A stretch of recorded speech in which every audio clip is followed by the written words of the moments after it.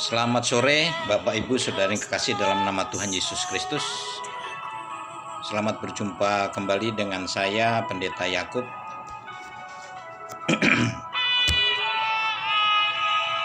Kali ini saya ingin membawakan sebuah kebenaran firman Tuhan berdasarkan pengalaman dan pengetahuan saya yang saya ketahui di dalam Alkitab. Sebab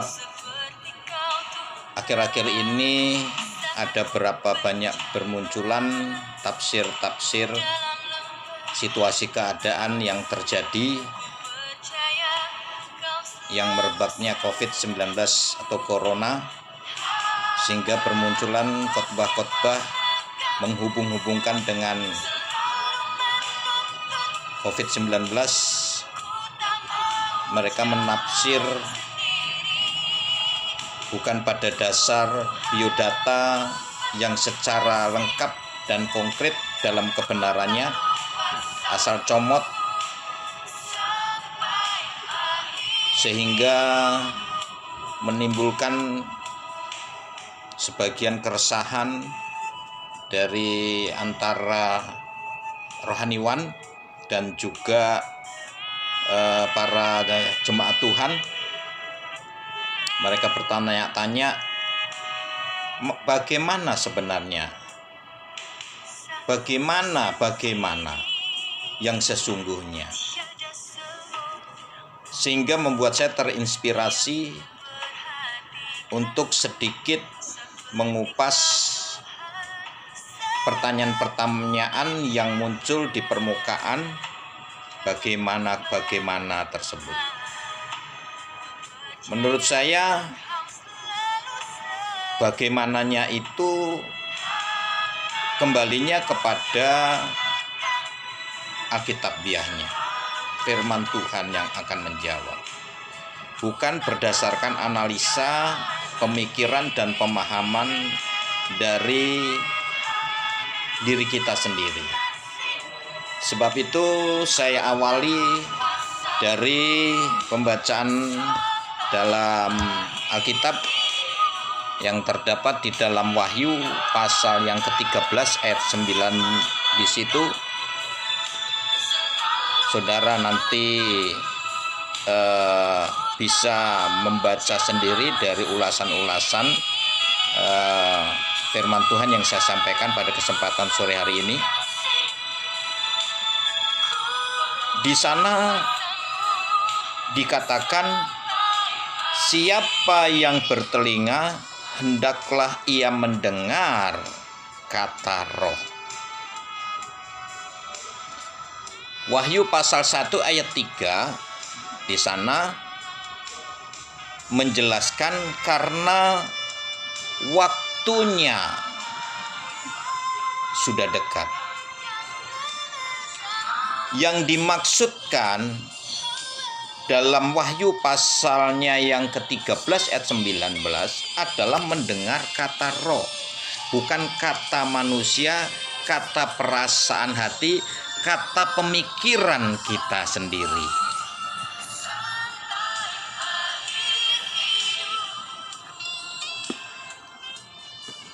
Tetapi kata Roh. Dan Wahyu pasal 1-nya ayat 3 yang dimaksudkan dengan waktunya sudah dekat, bukan menurut pengertian manusia. Dengan kata sudah dekat sehingga menafsirkan berbagai macam tafsir yang juga kurang mendasar menurut saya. Dekatnya kata Tuhan bukan seperti dekatnya pengertian manusia. Kita menggarisbawahi 1000 tahun buat manusia, 1 hari buat Allah.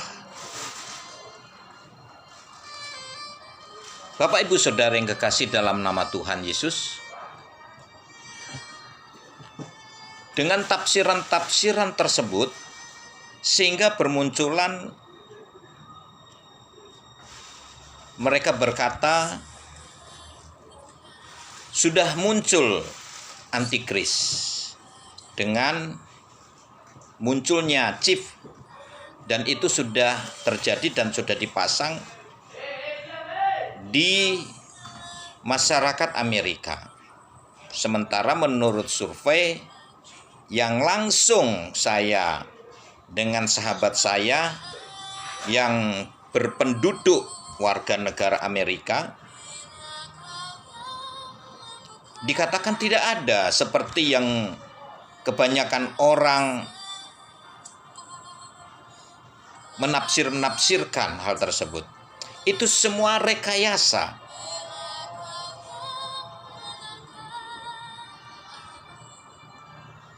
Kalau berdasarkan Matius pasal 24 ayat 3-14, itu harus dilalui terlebih dahulu sebelum antikris itu datang. Terjadi bermunculan nabi-nabi palsu, kemudian meresahkan masyarakat jemaat Tuhan dengan mengataskan nabi dirinya. Yang munculnya adalah berskala besar. Dan juga terjadi pembunuhan, menyerahkan kita, sesama kita secara besar-besaran. Penganiayaan besar-besaran itu juga belum sampai saat ini terjadi di tengah-tengah kita.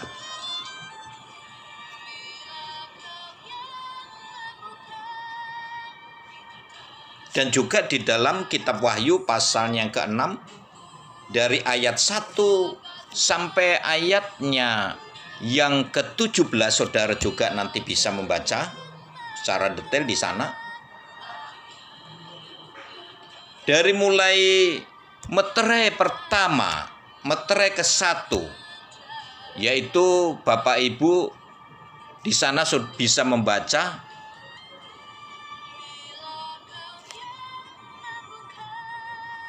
Itu dikatakan yang menunggang kuda putih itu bermahkotakan. Dalam pasal 19 itu dengan memerintahkan dengan adil dan setia. Sementara ada yang menafsirkan itu adalah nabi palsu atau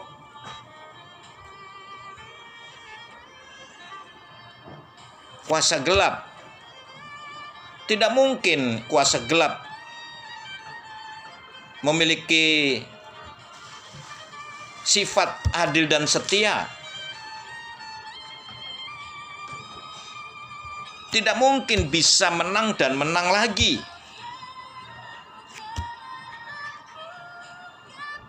Menurut saya itu adalah tafsiran yang salah.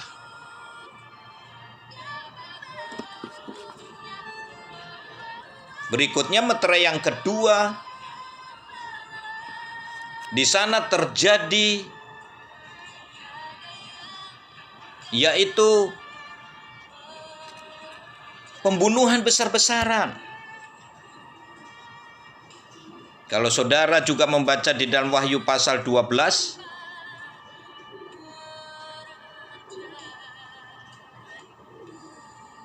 di sana juga akan terjadi pemurtatan. Dikatakan sepertiga daripada bintang.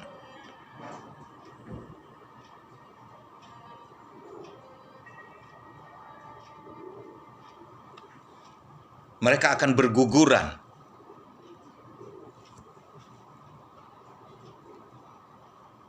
Terjadi penyangkalan, pemurtatan besar-besaran.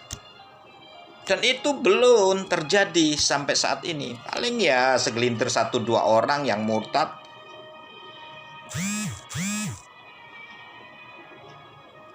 Juga di dalam meterai yang ketiga, saudara nanti terus membaca dalam kitab Wahyu pasal 6 itu, juga belum terjadi peperangan yang besar-besaran lagi.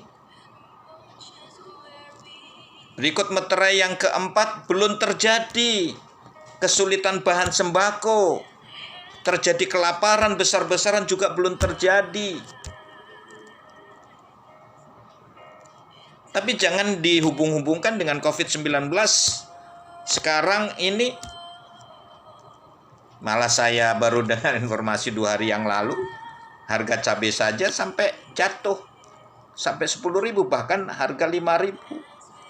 Kalau dalam meterai yang keempat, itu semua serba mahal.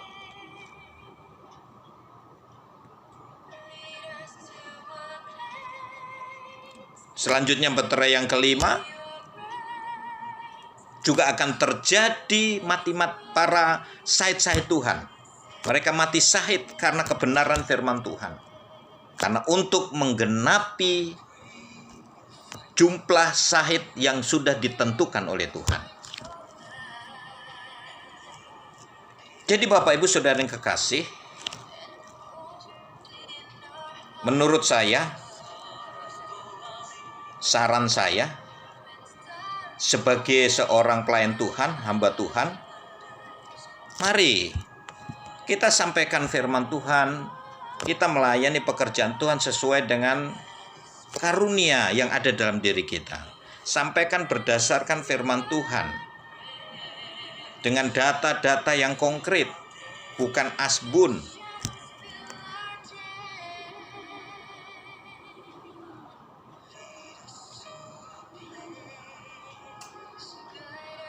Berdasarkan pengalaman-pengalaman kita dengan Tuhan dan memperbanyak penginjilan, memberi peneguhan kepada jemaat Tuhan,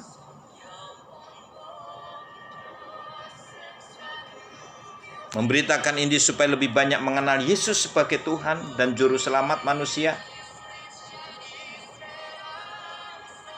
Itu lebih baik daripada kita menyampaikan firman Tuhan berbagai tafsir yang kurang mendasar.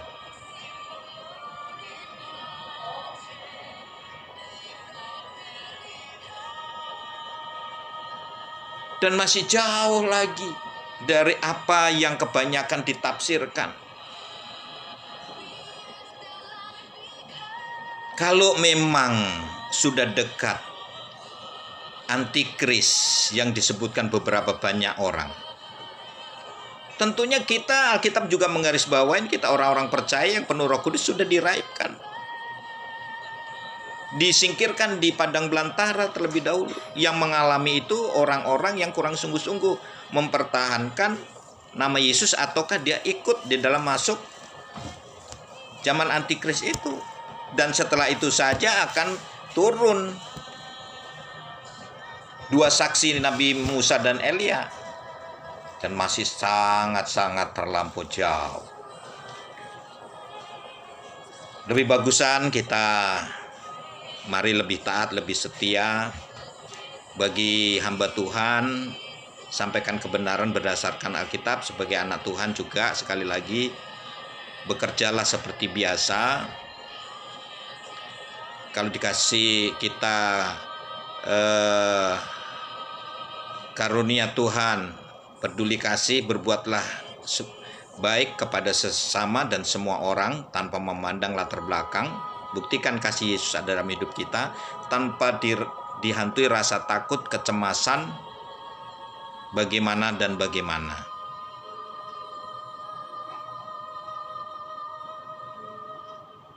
Di waktu yang singkat ini, apabila kurang begitu memuaskan uraian saya karena dibatasi oleh waktu, Bapak Ibu bisa menghubungi nomor HP saya atau WA saya di 0852 9721 2310.